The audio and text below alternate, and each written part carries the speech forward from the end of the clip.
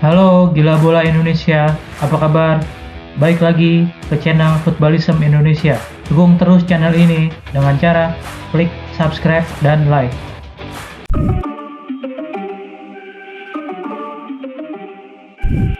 Persija Jakarta membuat kejutan dengan menunjuk Angelo Alessio sebagai pelatih anyar untuk Liga 1 2021. Meskipun punya pengalaman melatih yang minim, namun Angelo Alessio dikenal sebagai mantan asisten Antonio Conte. Peresmian Angelo Alessio diumumkan secara langsung oleh Presiden Persija Jakarta, Muhammad Prapanca. Pelatih asal Italia itu diikat dengan kontrak berdurasi semusim dengan opsi perpanjangan.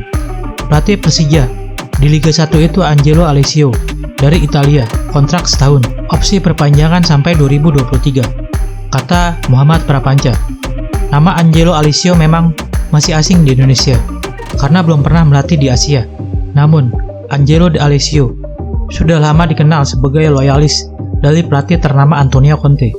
Angelo Alessio mengawali karirnya sebagai asisten pelatih Napoli rentang 2002-2003. Takdir kemudian membawanya menukangi klub mediocre Italia Imoles 2004-2005, Meses 2006-2006, hingga Spal tahun 2008. Angelo Alessio kemudian diajak Antonio Conte untuk membantunya di Siena pada 2010.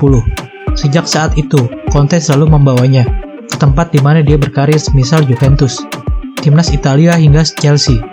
Pada 2019, Angelo Alessio berpisah dan keluar dari bayang-bayang Conte. Angelo Alessio menerima tawaran melatih klub Skotlandia, Kilmarnock pada 16 Juni 2019. Namun karirnya tak panjang dan dipecat pada 17 Desember 2019. Selama menukangi Kilmarnock, pelatih berusia 56 tahun itu mencatatkan 36,36 persentase kemenangan dari 22 laga. Menerima pinangan Persija Jakarta tentu menjadi pengalaman baru buat Angelo Alessio. Ini menjadi kali pertama bagi Angelo Alessio berkarir di luar Eropa. Angelo Alessio sempat menjadi pembicaraan di Inggris.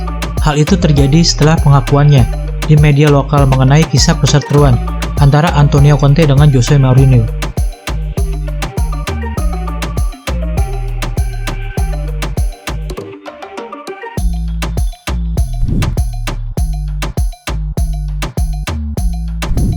Kabar buruk datang untuk timnas Indonesia.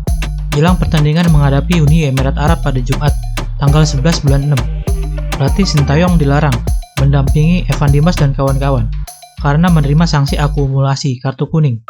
Kartu kuning pertama diterima Sintayong saat timnas Indonesia diimbangi Thailand dengan skor 2-2. Pelatih asal Korea Selatan itu kembali mendapatkan kartu kuning saat timnas Indonesia dibantai oleh Vietnam 4-0. Sanksi untuk Sintayong sudah sesuai dengan aturan pada AFC Competition Cooperation Manual 2021. Sintayong bahkan dilarang berada di pinggir lapangan hingga masuk ke ruang ganti pemain. Besok, Coach Sintayong tidak bisa berada di pinggir lapangan, press conference usai laga, dan juga tidak bisa ke ruang ganti akibat akumulasi 2 kartu kuning, kata media officer PSSI. Akan tetapi bisa ke pre-match press conference.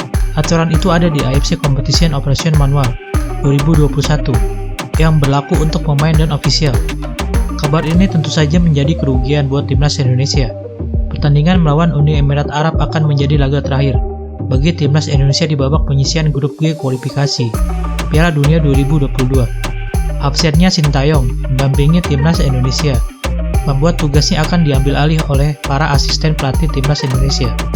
Asisten pelatih Choi In-cheol, Kim Ho-jae, hingga Nova Arianto akan mendampingi timnas Indonesia agar gaya permainannya sesuai dengan keinginan Sintayong.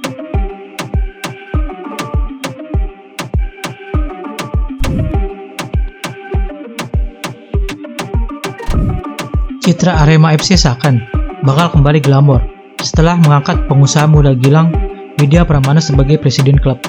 Seperti diketahui, Gilang dikenal royal menggelontorkan dana. Itu terlihat dari rutinitasnya mengelola bisnisnya, seperti MS Glow dan Juragan 99 Trans, dan aktivitasnya dengan jet pribadi dan kendaraan sport. Namun, sejak penunjukan sebagai presiden klub pada Minggu, tanggal 6 bulan 6, rutinitas tim belum ada yang berubah. Di tubuh Arema FC, pemain Singa Edan tetap berlatih di lapangan Desa Ketawang, Kabupaten Malang. Jarak lapangan itu kurang lebih 20 kilo dari mes pemain Arema di Kota Malang. Padahal ada lapangan seperti Stadion Gajayana yang jaraknya jauh lebih dekat. Selain itu masih banyak lagi lapangan di Kota Malang yang kualitasnya bagus, terutama di lingkungan markas TNI atau kampus. Namun Gilang mengaku masih butuh waktu untuk membuat training ground sendiri. Dia akan bekerja sama dengan pemerintah daerah, sehingga dia bisa menyewa lahan pemerintah dan membangun training ground di atasnya.